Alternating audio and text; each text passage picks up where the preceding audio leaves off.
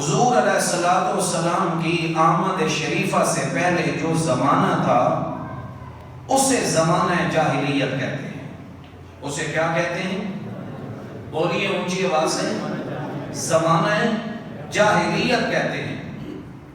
جہالت عروج پہ تھی، مختلف قسم کے باطل مذاہب کے لوگ عرب کی سرزمین میں رہتے تھے۔ یہودیت موجود تھی، مجوسیت موجود تھی، عیسائیت موجود تھی، ستارہ پرستی موجود تھی، اور بت پرستی تو عرب کے اندر پورے زور پہ تھی۔ اور وہ باقی لوگ تو اپنی جگہ پہ رہ گئے، صرف مکہ کے مشرکین یہ عقیدہ رکھتے تھے کہ فرشتے معاذ اللہ اللہ کی بیٹیاں ہیں۔ اس طرح کا شرک، ہر قوم کا بت اپنا تھا، ہر ضرورت اور ہر موقع کا بت انہوں نے بنا کے رکھا ہوا تھا۔ اگر ان میں سے کوئی شخص سفر پہ جانے لگتا تو اپنے خدا کو معاذ اللہ جیب میں ڈال دیتا تھا، اور رستے میں چلتے چلتے اور کوئی اچھا پتھر نظر آ گیا، جیب والے خدا کو جنگل میں پھینک کے اس نئے خدا سے یاری اور تعلق قائم کر لیا۔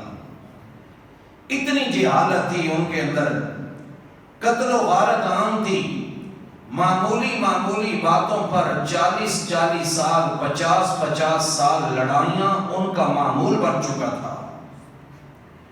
میرے دوستو، وہاں پر امن نام کی کوئی چیز نہ تھی۔ جو چاہتا جب چاہتا کسی کے اوپر حملہ کر کے اسے لوٹ لیا کرتا تھا۔ بے انصافی زوروں کے اوپر تھی، ڈاکہ زنی، مال چھیننا یہ اس قوم کا فخر بن چکا تھا۔ سود خوری اور مردار خوری یہ ان لوگوں کے اندر ایک رسم بن چکی تھی۔ تہذیب و تمدن نام کی کوئی چیز نہ تھی، نہ ان کا کوئی بادشاہ تھا، نہ ان کا کوئی امیر تھا۔ لیکن آپ صلی اللہ علیہ وسلم جب تشریف لائے تو آپ نے 23 سال کے تھوڑے سے عرصے کے اندر اتنا بڑا انقلاب پیدا کر دیا کہ جو لوگ راہ راست سے ہٹے ہوئے تھے اللہ تبارک و تعالی نے ان کو ہدایت کا مینار بنا دیا، روشنی کا مینار بنا دیا۔ ایسی مثالیں، کیونکہ آپ صلی اللہ علیہ وسلم نے ان کا تزکیہ نفس کیا۔ اللہ پاک فرماتے ہیں لَقَدْ مَنَّ اللَّهُ عَلَى الْمُؤْمِنِينَ إِذْ بَعَثَ فِيهِمْ رَسُولًا۔ باقی ساری نعمتیں حضور علیہ السلام کا آ جانا امت کے اندر، یہ اللہ فرماتے ہیں یہ میرا احسان ہے۔ اللہ پاک فرماتے ہیں لَقَدْ مَنَّ اللَّهُ عَلَى الْمُؤْمِنِينَ إِذْ بَعَثَ فِيهِمْ رَسُولًا مِّنْ أَنفُسِهِمْ يَتْلُو عَلَيْهِمْ آيَاتِهِ وَيُزَكِّيهِمْ وَيُعَلِّمُهُمُ الْكِتَابَ وَالْحِكْمَةَ وَإِن كَانُوا مِن قَبْلُ لَفِي ضَلَالٍ مُبِينٍ۔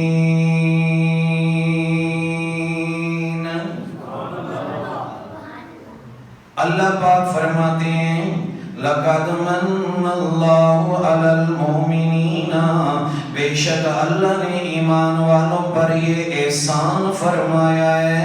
اللہ فرماتے ہیں میرے نبی پاک صلی اللہ علیہ وسلم کا تمہارے پاس آ جانا یہ میں اللہ کا احسان، یہ اللہ کا کیا ہے؟ بولیے اونچی آواز سے محبت کے ساتھ، یہ اللہ کا احسان ہے۔ اِذْ بَعَثَ فِيهِمْ رَسُولًا مِّنْ أَنفُسِهِمْ، جب اللہ پاک نے انہی میں سے ایک عظیم و شان پیغمبر مبعوث فرمائے۔ اللہ پاک فرماتے ہیں جن کی نبوت کے کاموں میں سے 4 اہم کام اللہ نے ذکر کیے۔ فرمایا پہلا کام یتلو علیہم آیاتہ، جو ان کے سامنے اللہ کے قرآن کی آیات کی تلاوت کرتے ہیں، قرآن پاک پڑھ کر سناتے ہیں۔ میرے دوستو، دلوں کی تازگی اگر نصیب ہوتی ہے تو اللہ کے قرآن کے ساتھ ہوتی ہے، ایمان کے اندر ترقی ملتی ہے تو اللہ کے قرآن کے ساتھ ملتی ہے، دل کی دنیا اگر بدلتی ہے تو اللہ کے قرآن کے ساتھ بدلتی ہے۔ فرمایا یتلو علیہم آیاتی، دوسرا اہم کام فرمایا ویزکیہم، میرے پیارے نبی صلی اللہ علیہ وسلم اس لیے دنیا میں تشریف لائے تاکہ آپ لوگوں کا تزکیہ نفس فرمائیں، ان کے دلوں کو پاک کریں، مزکا کریں، مصفا کریں، مجلہ کریں۔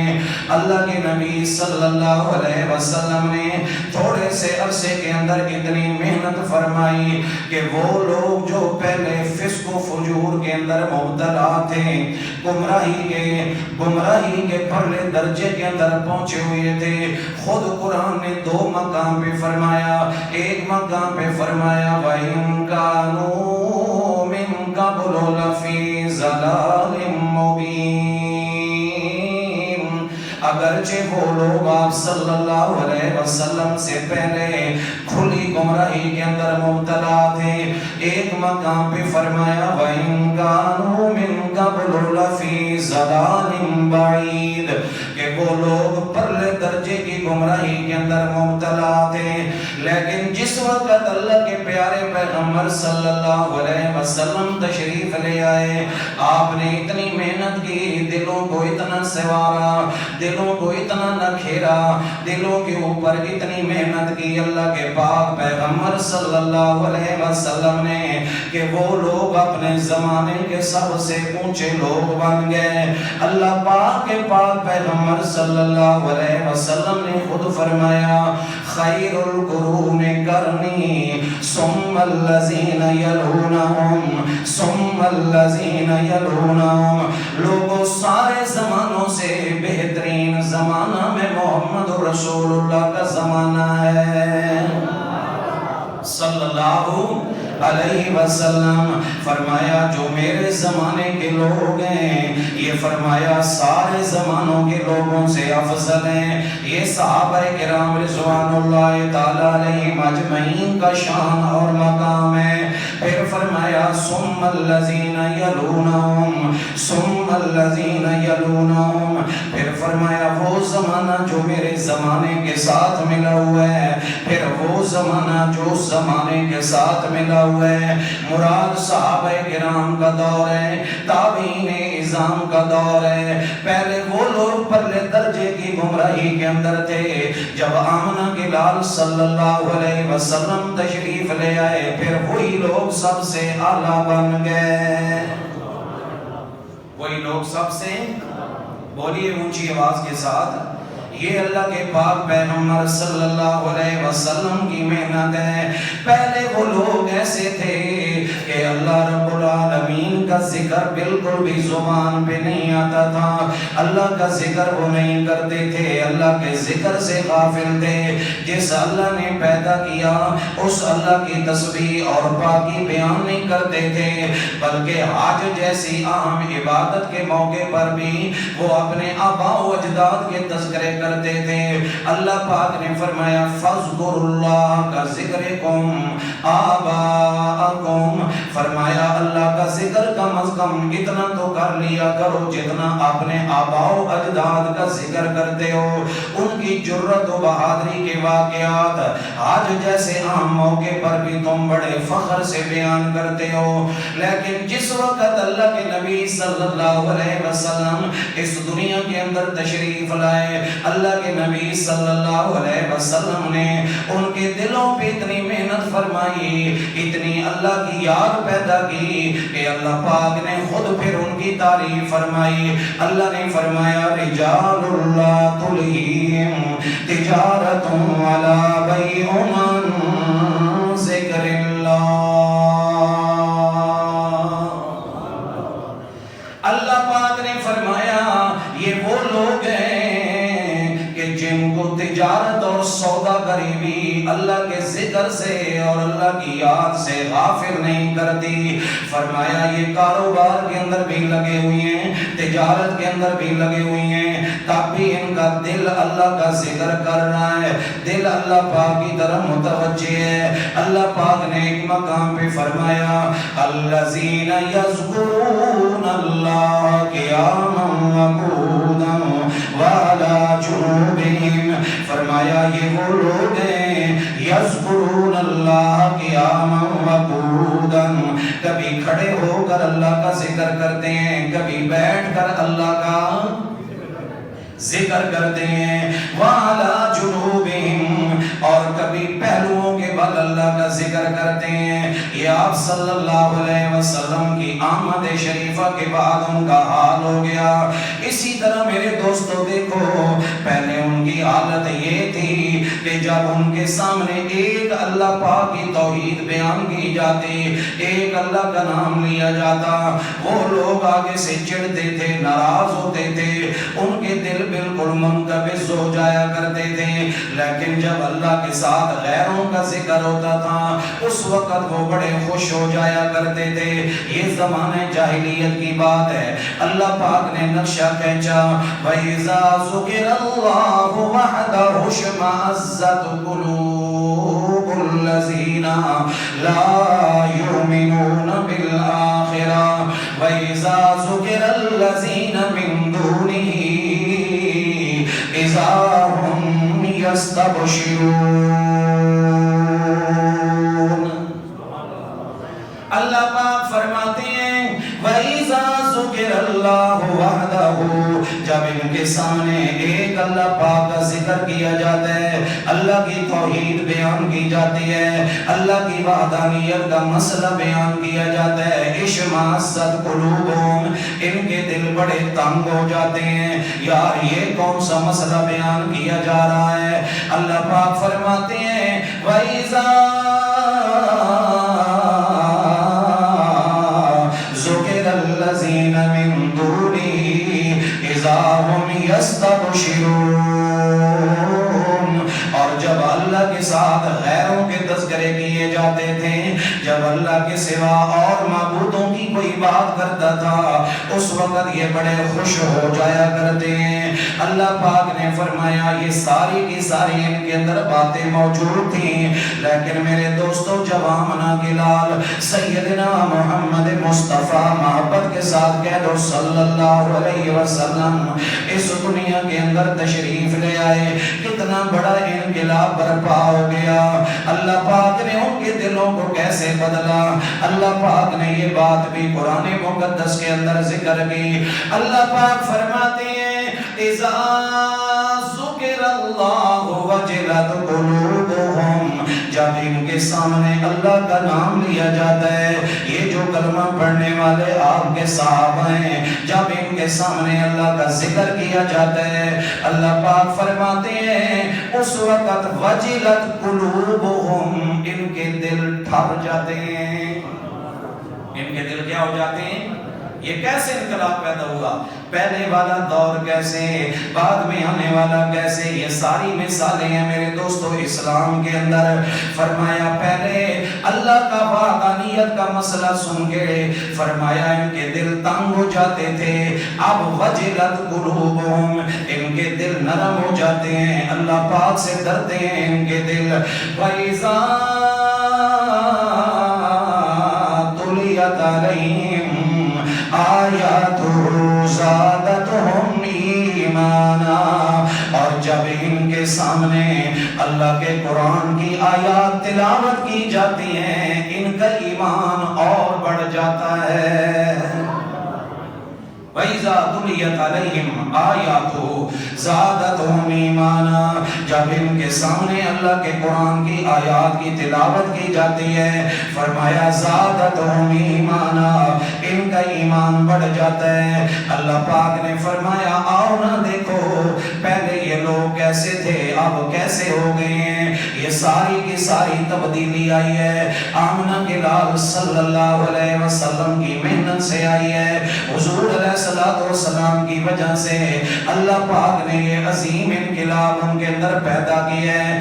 پہلے وہ سرعام بدکاریاں کرتے تھے, زنا کے اندر مبتلا تھے, بلکہ فخر کے ساتھ رات کی بیٹھکوں کے اندر کہتے تھے کہ میں نے معاذ اللہ اتنی عورتوں کے ساتھ بدکاری کی ہے.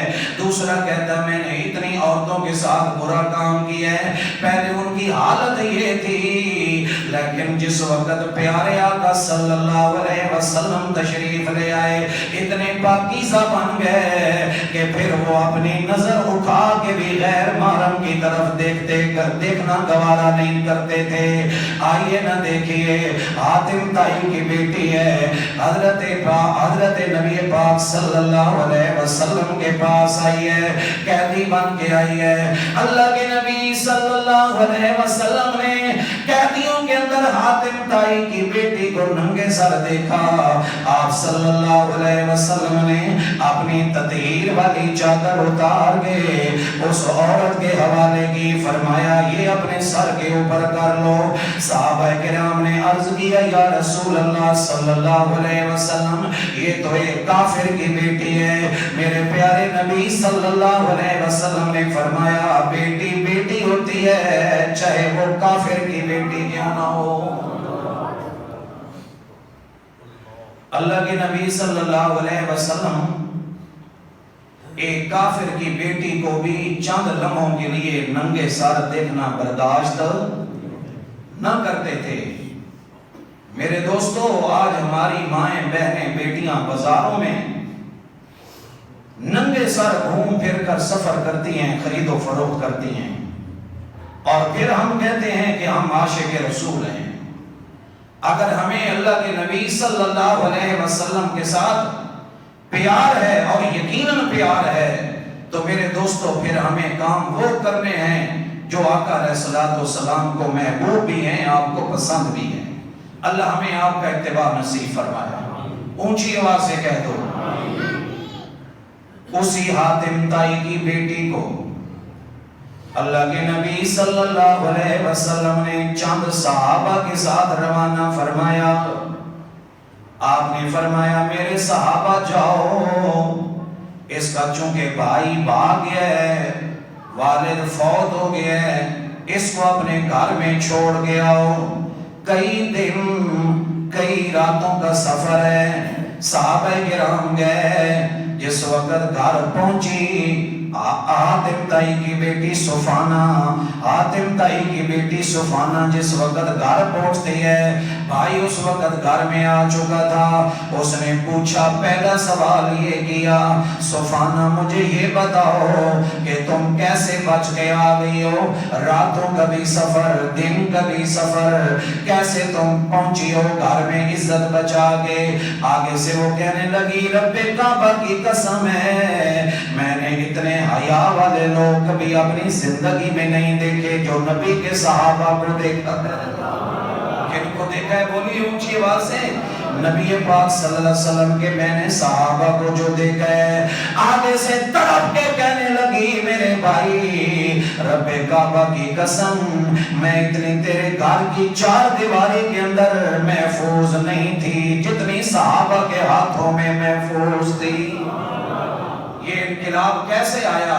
حضور امام الانبیاء صلی اللہ علیہ وسلم کی برکت سے آیا. پہلے فخر کیا کرتے تھے, اب کسی کے اوپر نگاہ ہٹا کے اس کے اوپر دیکھنے کے لیے بالکل تیار بھی نہیں ہے. لیکن اگر خدا نہ خواستہ کسی سے کوئی جرم ہو بھی گیا, آخرت کا خوف اتنا غالب آ گیا کہ بار بار اللہ کے نبی صلی اللہ علیہ وسلم سے حد مقرر کرنے کی درخواست ہے. آج دن رات گناہ ہوتے ہیں, ہمیں محسوس ہی نہیں ہوتا کہ یہ بھی کوئی گناہ ہے. میرے دوستو, اس دور کے اندر کوئی گناہ ہو گیا, تڑپ تڑپ کے عرض کرتے ہیں یا رسول اللہ صلی اللہ علیہ وسلم اس گناہ سے ہمیں اسی دنیا کے اندر پاک کر دیں تاکہ آخرت کا عذاب ہمیں بھگتنا نہ پڑے. حضور علیہ السلام ایک مرتبہ تشریف فرمائے ہیں, آقا علیہ السلام کے پاس ایک عورت آ گئی. عورت, مرد تو اپنی جگہ پہ رہ گئے, عورت آئی، اللہ کے نبی صلی اللہ علیہ وسلم نے دیکھا کہ وہ عورت بڑی پریشان ہے، جسم پہ کپ کپی تاری ہے۔ اللہ کے پیارے پیغمبر صلی اللہ علیہ وسلم نے فرمایا بی بی کیسے آئی ہو، بی بی کیسے آئی ہو؟ وہ عورت آگے سے کہنے لگی یا رسول اللہ صلی اللہ علیہ وسلم اصابت حدن فاقمہ علی، میرے اوپر حد آ گئی ہے، یعنی میں نے بدکاری کی ہے، معاذ اللہ برا کام کر لی ہے۔ یا رسول اللہ صلی اللہ علیہ وسلم آپ میرے اوپر حد جاری کریں، میرے اوپر کیا کریں؟ اسلام نے دو سزائیں، غیر شادی شدہ آدمی مرد ہوں یا عورت اگر وہ گناہ کا کام کریں تو ان کو فرمایا کوڑے لگاؤ، ان کو کیا لگاؤ؟ کوڑے، 100 کوڑے مارو۔ اور اگر وہ شادی شدہ ہوں، شادی شدہ ہونے کے بعد اگر وہ برا کام کریں تو فرمایا ان کو سنسار کر دو، پتھر مار کے ان کو کیا کر دو؟ سنسار کر دو۔ اللہ ایسی لعنت والے کاموں سے ہم میں سے ہر ایک کو بچا اور محفوظ فرما۔ میرے دوستو، یہ وبائیں، یہ بیماریاں انہی کاموں کی وجہ سے آتی ہیں۔ یہ جو بدکاریاں عام ہو جاتی ہیں تو وبائیں عام ہو جاتی ہیں، بیماریاں بھی عام ہو جاتی ہیں، پریشانیاں بھی عام ہو جاتی ہیں۔ آج نکاح کرنا بہت مشکل، زنا کرنا بہت آسان ہو گیا ہے، جس کی وجہ سے ہمارے معاشرے کے اندر یہ طرح طرح کی خرابیاں ہیں۔ عورت آئی، عرض کیا یا رسول اللہ صلی اللہ علیہ وسلم میرے اوپر حد جاری کریں، مجھے سنسار کر دیں۔ میرے دوستو، نہ اس کو کسی نے دیکھا، لیکن دل کے اندر خوف اتنا ہے کہ جسم تھر تھرا رہا ہے۔ اللہ کے پیارے پیغمبر صلی اللہ علیہ وسلم نے فرمایا بی بی شاید تیرا گناہ اس درجے کا نہ ہو، شاید تیرا گناہ اس درجے کا نہ ہو کہ میں تجھے سنسار کروا دوں۔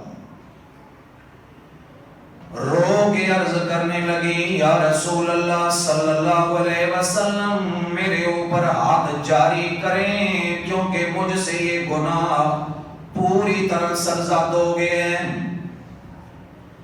اللہ کے نبی صلی اللہ علیہ وسلم نے پھر بھی اعراض کیا۔ وہ عورت بول کے کہتی ہے یا رسول اللہ صلی اللہ علیہ وسلم میرے بطن کے اندر، میرے پیٹ کے اندر ناجائز بچہ بھی موجود ہے۔